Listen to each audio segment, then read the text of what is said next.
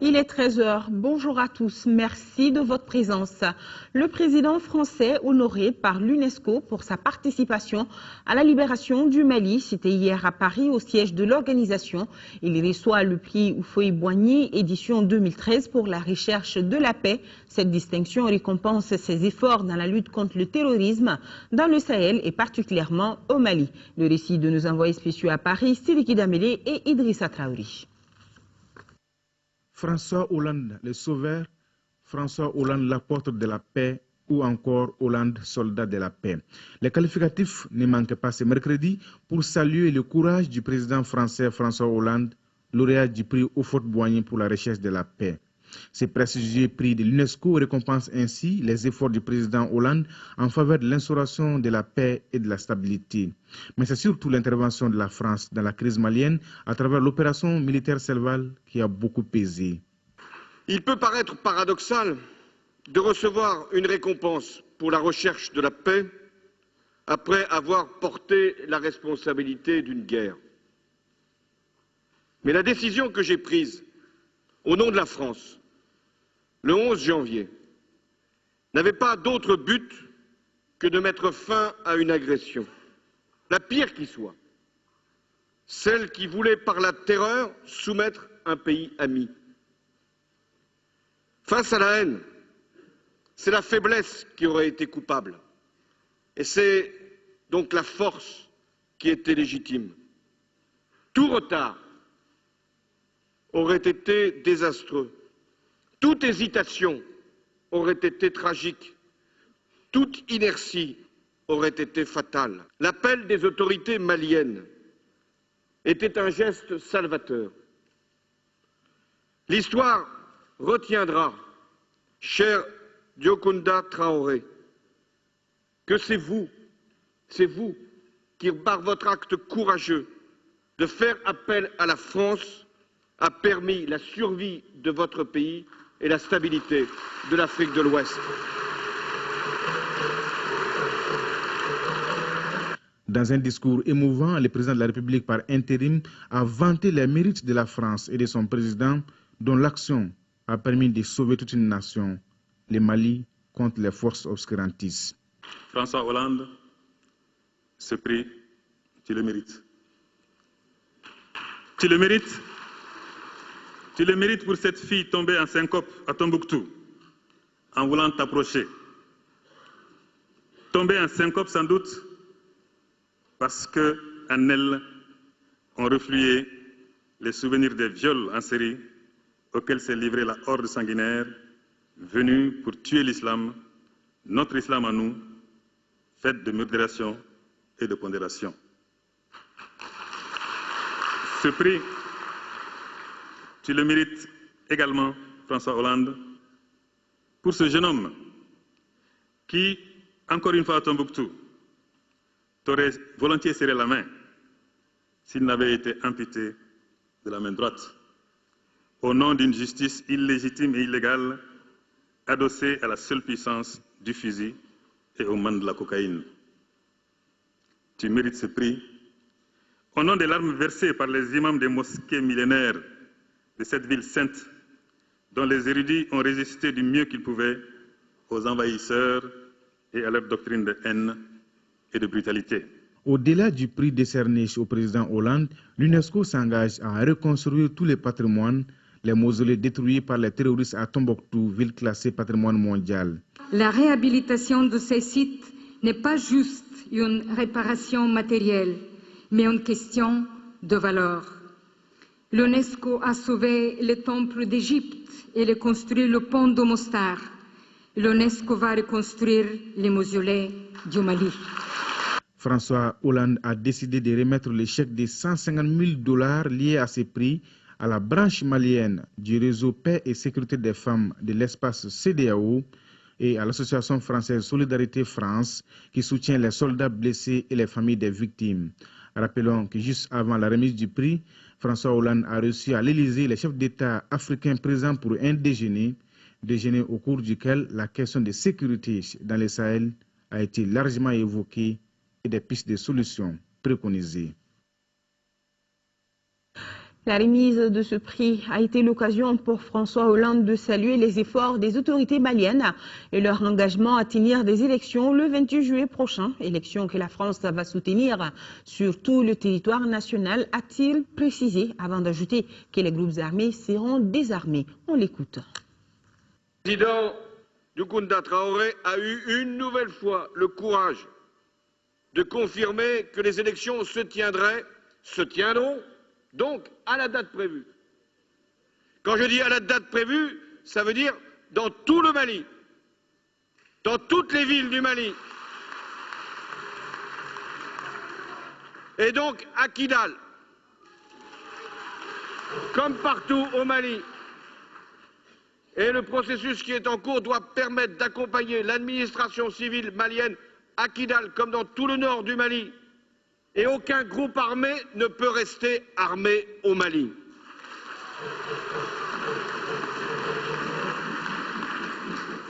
Les élections se tiendront donc à la fin du mois de juillet.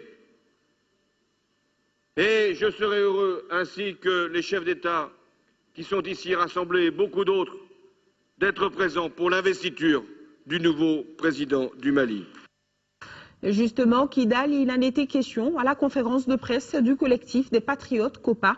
Les membres de l'organisation, en rencontrant la presse, ont décrié les exactions commises par les groupes armés sur les populations noires. Moussoukoura Kounaté, reportage. Les derniers développements de la situation au nord demeurent une préoccupation pour tous les Maliens épris de paix. Voilà qui ne pouvait laisser indifférent le collectif des patriotes COPA qui a animé cette conférence de presse sur le sujet. C'est un piège, le fait de s'attaquer à ces populations noires de Kidal. Donc c'est ce message-là que nous avons voulu lancer à la population, de ne pas commettre d'exactions contre ces populations civiles à la peau blanche, Touaregs, Arabes, qui se trouvent parmi nous ici. Il faut les sécuriser et ne pas tomber dans les pièges du MNLA. Au cours de cette conférence de presse, il a été aussi question des élections prochaines et de la santé de l'association. À toutes les inquiétudes signalées par les journalistes concernant ces deux points, le conférencier se veut rassurant. Il a par ailleurs invité la presse à servir de courroie de transmission pour véhiculer son message de paix afin d'éviter tout amalgame. Les activités de la 14e édition de la quinzaine de l'environnement se poursuivent au Centre international de conférence de Bamako, occasion pour les responsables de l'environnement de se pencher sur la sécurité alimentaire et le changement climatique, nous dit Agibou Koulibaly. Penser, manger, préserver, le thème de la Journée mondiale de l'environnement est une campagne contre le gaspillage alimentaire qui a pour objectif de nous encourager à réduire les impacts écologiques. Selon les estimations de la FAO, chaque année 1,3 milliard de tonnes d'aliments sont gaspillées. Avec le changement climatique, les problématiques de développement et d'environnement sont fortement liées, expliquent les spécialistes. C'est pourquoi la deuxième journée s'est penchée surtout sur la sécurité alimentaire et le changement climatique. L'objet de la rencontre, c'est de débattre de ces deux thèmes, de faire des recommandations qui pourront être versées désormais dans le cadre des réflexions au niveau national, soit dans le cadre des programmes en cours, pourquoi pas dans le cadre de la reformulation de certaines politiques et stratégies. Cette journée a permis aux panélistes de se pencher sur des conditions qui doivent être garanties pour assurer la sécurité alimentaire. En parlant de sécurité alimentaire, on ne peut pas occulter la dimension disponibilité. À cela est lié un aspect approvisionnement. Une troisième dimension, c'est l'aspect accessibilité, de pouvoir d'achat. Et enfin, une quatrième dimension, c'est l'aspect nutritionnel.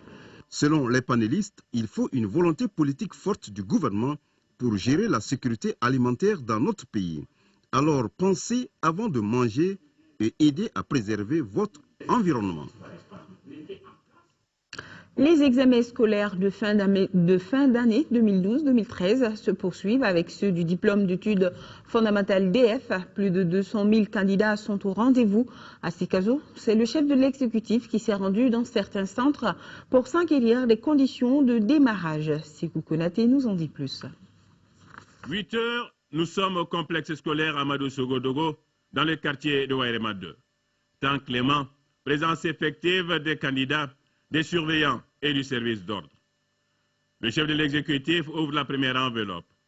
3 sujets de rédaction au choix. La paix est au rendez-vous.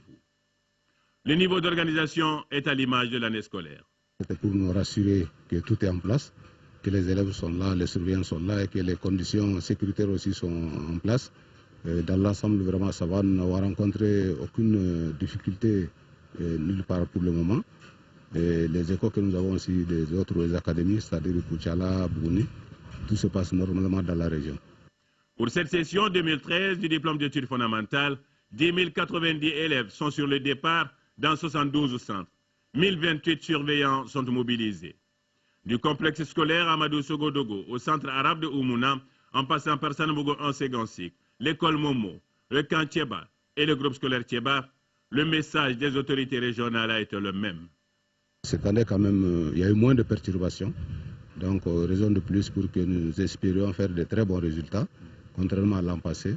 Donc, c'est ce message que nous avons adressé surtout aux jeunes, qui sachent que c'est une composition en plus. Donc, ce n'est pas quelque chose d'extraordinaire et qu'ils se concentrent sur leur sujet. Bonne chance à tous. En deuxième région, c'est également le gouverneur Alaï Tessougué qui a ouvert hier matin l'enveloppe de la première épreuve du DF. L'Académie de Koulikoro compte cette année plus de 6 000 candidats répartis dans 5 centres d'animation pédagogique. De Koulikoro, la correspondance de Seydou Traoré. Le tableau statistique du diplôme d'études fondamentales DF présente en sa session de juin 2013 un total de 6 309 candidats au compte de l'Académie d'enseignement de Koulikoro, soit 416 de l'arabe et 5 833 de l'école classique. L'Académie de Koulikoro couvre les caps de Banamba, Kolokani, Koulikoro, Nara et Nonzombougou. En vue d'assurer et encourager les candidats de l'accompagnement des autorités régionales, le chef de l'exécutif régional a fait le tour dans 3 centres d'examen de la capitale du Méguétan. Souvent second cycle, Koulikoro Centre, le centre de Katibougou où Alain Tessougué a ouvert la première enveloppe des épreuves. Tout est dans l'ordre pour la tenue de ces examens du DF. C'est un constat de satisfaction. À travers tous les centres que nous avons visités, nous avons trouvé qu'il y a une présence effective de tous les candidats, à part quelques candidats libres, mais tous les présidents également sont présents. Je pense qu'il y a un sujet qui est très important, qui est en rapport avec ce que le pays vit aujourd'hui, par rapport à tout ce que nous connaissons, comment est-ce qu'il faut faire véhiculer le message de paix. Je pense que c'est un sujet très important et c'est au niveau de l'école qu'il faut cultiver justement ce message, ce genre de message. Partout où le gouverneur a passé, les forces de l'ordre, les surveillants ainsi que les candidats sont au rendez-vous. Le chef de l'exécutif régional a félicité l'administration scolaire pour le démarrage correct des épreuves. Il a aussi invité les parents d'élèves dans le suivi et appui conseil des candidats. Et bonne chance à tous les candidats. Et nous retournons à Bamako avec cette remise de prix aux lauréats de la 2e édition du concours des bonnets bleus de la presse organisé par Radio Salam. Ce concours est destiné aux journalistes. Ils doivent à travers des articles et magazines traiter des problèmes de l'école malienne. Nouhoum Sissoko, compte rendu. La situation de l'école malienne préoccupe plus d'un. Pour Radio Salam, la presse doit être à l'avant-garde du combat pour une recherche de solutions. C'est pourquoi elle a initié une émission hebdomadaire, L'école sur les ondes. Et ce n'est pas tout. Et la Radio Salam, dans son engagement citoyen pour le savoir et l'éducation, gage de développement, a initié ce concours pour amener les journalistes à s'intéresser davantage à l'école malienne et à approfondir les débats autour de l'éducation. Les articles de presse et magazines à ce concours serviront de support au comité d'organisation pour des suggestions. Nous allons en faire un document que nous allons transmettre au ministère de l'Éducation pour toutes fins utiles. Le premier prix de cette 2e édition du concours des bonnets bleus de la presse a été enlevé par Denis Koné des Échos pour son article « Les révélations sur une correction inappropriée ». Le 2e prix a été décerné à Moussa Wele Diallo de Agora pour la traite des fraudeurs et complices. Et Namouri Kouyaté du Scorpion enlève le 3e prix dans « Les écoles privées, l'origine du mal ». Il existe désormais un réseau national des acteurs maliens du tourisme responsable. La structure a vu le jour à l'issue du premier forum organisé par le réseau. Nando Dambélé pour plus de détails. Le forum qui vient de s'achever marque la volonté de favoriser et de susciter des partenariats féconds dans le domaine du tourisme responsable, vecteur de développement durable des territoires et de valorisation des patrimoines ainsi que de la diversité culturelle. L'objectif visé par notre initiative a été atteint. Et les échanges ont été fructueux et tous les acteurs ont eu à dire quelque chose. Et là, nous sommes en train de se réunir pour faire face aux attentes du réseau. Le réseau ainsi mis en place sera un véritable outil au service du développement exclusif du tourisme au Mali, d'échange d'expériences, de communication et de promotion pour ses membres. Nous avons échangé sur beaucoup de thèmes, surtout le concept de tourisme communautaire durable et responsable, solidaire, équitable et tourisme participatif, slow tourisme. Donc toutes les formes de tourisme ont été débattues et là, chacun de nous a appris quelque chose. Composé de 31 membres, le réseau national des acteurs maliens du tourisme responsable permettra la mise en place d'une approche commune de terrain afin d'élaborer des projets pilotes fédérant des actions portées et soutenues par différents acteurs. Sport football, point de presse animé par Moussa Konaté, premier vice-président de la Fédération malienne de football. C'était au siège de la FEMAFoot lors du jour porté sur l'affaire Patrice Carteron. Abdul Karim Kaba nous en dit plus. C'est désormais officiel. Patrice Carteron n'est plus sélectionneur des Aigles. Le technicien français a adressé une lettre de démission à la FEMAFoot le mois de mai dernier. Patrice n'est plus le sélectionneur du Mali.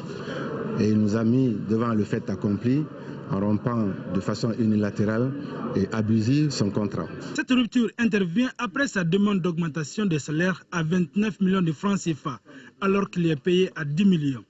En plein contrat avec le Mali, jusqu'au 31 juillet 2014, Patrice Carteron s'est engagé pour 2 ans avec le tout-puissant Mazembe de la RD Congo.